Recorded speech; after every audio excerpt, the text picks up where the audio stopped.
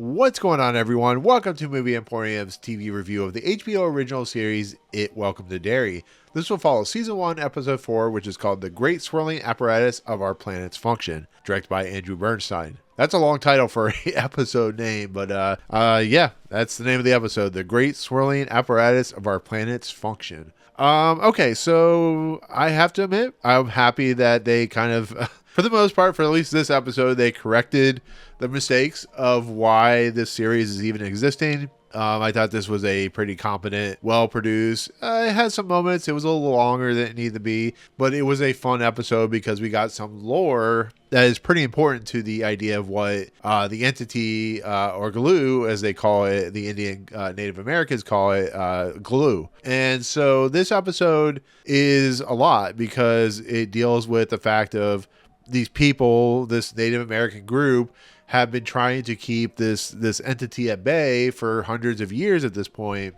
And in order to do that, they had to put like pieces of the glue's like craft, I guess you could say, the device, the thing that it landed from millions of years ago. So they have points around this forest called the Western Woods or whatever it's called. And in the process of everything, this helps keep it at bay. But as we know, they're not willing to say things easily, so therefore they need hollering to basically get into the mind of this young Native American individual. And we learn about how the Native American group uncovered this thing, this glue as they call it, or Pennywise the entity, or whatever, the chud, or whatever you want to call it. And in the process, they fought it. I love the imagery of like the deer or the moose or whatever.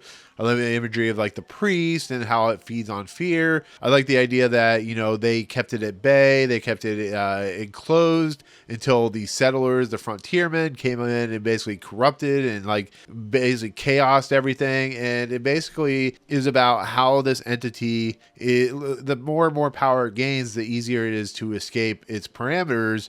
And they have, like I said, these pieces that are built into the ground that the government wants so that they can find the entity. And watching Dick Halloran using Daniel as the kind of the guiding point to where we see the house that was in the original It movie. Yeah, it's a pretty effective way to show lore into the idea of what this entity is and how it corrupts people and how it uses people's fears to prey and become more and more powerful. So this is stuff we kind of already knew, but this gives us more and more of what the lore of what, Stephen King was kind of going into on the ideas of what this entity has been and how long it's been there. The fact that it uses the deadlights and stuff like that to basically feed off its victims and eventually kill them. And there's just a lot of good stuff in that scene. It's like 10 minutes long. You know, the young Daniel talks about the idea of how they uncovered it, how they try to protect it. And that's why they're even here. That's why they are worried about their land being taken over by the government, because the government takes over, this creature becomes more and more powerful. It eats and feeds and kills, and like it basically is corruptible in a sense. And I think that's really what I was hoping for with this series, is to go into more detail of the creature itself and actually be kind of chaotic and kind of, you know, thought-provoking in a lot of respects, in a lot of dimension.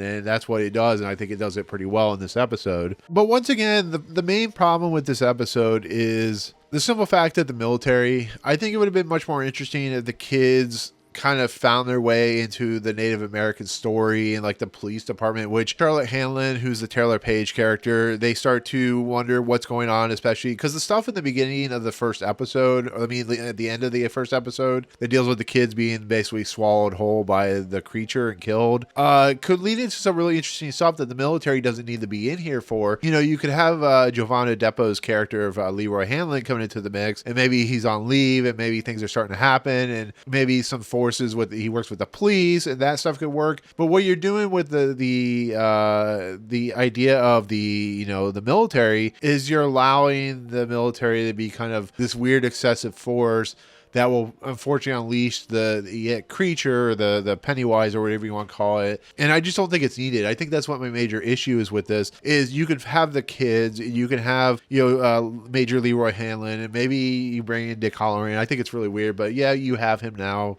And maybe he's friends with Hanlon. They worked in the military and stuff like that. But the stuff with Charlotte Hanlon and her going to help, Ronnie's father, tried to get him out of prison, out of jail. The idea she goes and talks to Ronnie's grandmother, and the idea of like he was out with a white woman. The racism stuff, the idea of like racism in this, in the world that is, which is a lot of what it has to deal with, is effective. It works. It's interesting. The idea that Hanlon starts to see what his son Will is seeing with the red balloon, and the fact that he's almost drowned when they're going fishing, and Will sees that his father like in a bad state and like trying to drown him. And like the thing he worries about most is about his father dying in a plane crash and stuff like that, because he is an airman. And the fact that you see Charlotte and Leroy having arguments, and how much this darkness is feeding on it, because it is talked about how, Rose talks to Charlotte's character, and they have a discussion about how Derry is a good place, but it is a darkness that seems to have things that happen to it. And once again, this is the stuff that works about this series. The military doesn't work for the series because it just feels like a added level of stuff that just didn't need to happen. And you can find out the mythology as we find out in the Native American stuff, and you can find out more and more about this series, and you can have the police force, and you can have Leroy Hanlon, you can have Halloran for an extent, and maybe Remar comes in the mix and stuff like that, James Remar's character, Francis Shaw. But it feels like there's too much going on, and that's what holds this series back. But the idea of like the kids trying to go to the police department to explain what they're seeing and how they're trying to get Ronnie's father off from jail and stuff like that, and the photos are laughed upon by Bowers, who of course is Henry Bowers' his grandfather. That stuff's really effective, and that stuff really works because it is a level of darkness that this town inhabits when it has this creature involved. And I feel like that stuff works, and I feel like the Charlotte Hanlon stuff works, and the idea of like using Dick Halloran to do the Native American stuff works, and all that stuff works. Even the Matilda Lawler Marge stuff, when they watch that video about the parasite that infects the whatever bug that is, and like we see her be infected by it, her eyes come out and she can barely see it. She tries to cut off the tendrils that are coming out of her eyes, and it like cuts her eye in a very gruesome fashion when she uses the bandsaw. That stuff's really great. And like Lily having to like be horrified by the fact that everyone comes in, as Marge is there in like pain and horror and all that stuff, and watching that's how it's going to affect her. And then they have those pills from her mom, and she's trying to talk to the Madeleine Stowe character about what's going on. This stuff is what makes a series good and what makes it work, and this is what makes it effective and what makes it unique. When you go into the other stuff like I keep talking about, that's when it doesn't work. And I think once again that's why this episode is so effective, because it gives us lore, it gives us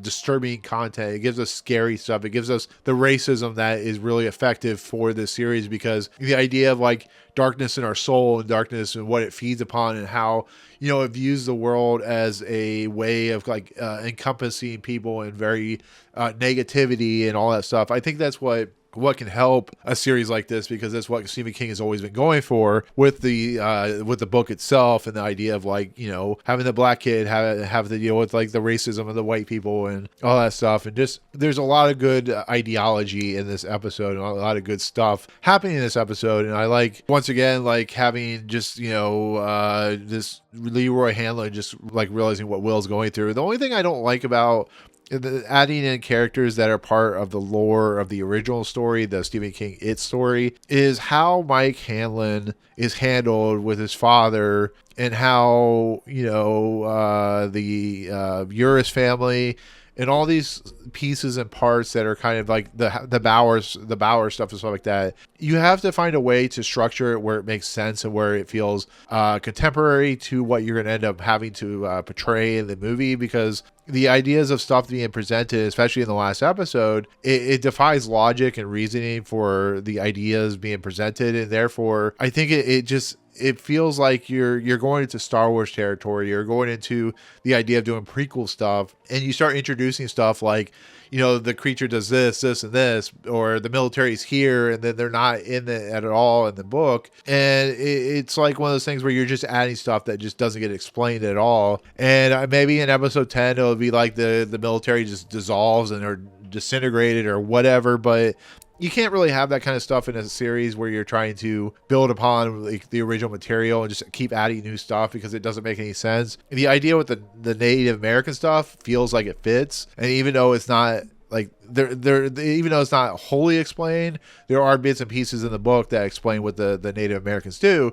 So it is there, and it does work, and it is a companion piece. But once again, I keep going through the military. The military doesn't really have anything to do with the next story that is being presented, which is the original story. So I don't like the military stuff at all. I think it doesn't work. I think it's really out of place from a story like this, because when they go backwards in the stories, does that mean that you're going to see the military start building up? I don't know how they're going to handle it, but I don't like it, and I don't think it works. And I think going a little bit away from that to what makes it like the book, the series, what makes it work, I think it really helps this episode. So for this episode, I really appreciate, and I think it really is a competent episode with some horrifying imagery and some really interesting lore being added into it. So for my final score, I'm going to give this a 8.5 out of 10, because the military stuff does bring it down, but it really is a step up from the last two episodes. I think if this had been episode 2 and they had continuous trajectory, I think it would have worked, and really adds in some interesting era of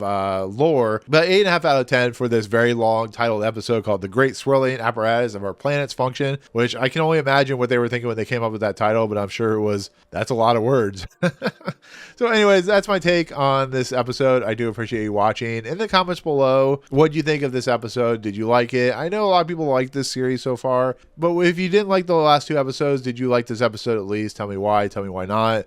All that good stuff. But if you like what you see on the channel, hit the subscribe button to join Movie Emporium. Hit that notification bell, top to find what's coming next. If you like this video, awesome. Hit that like button. And as always, we'll see you guys on the next video. Peace out, guys.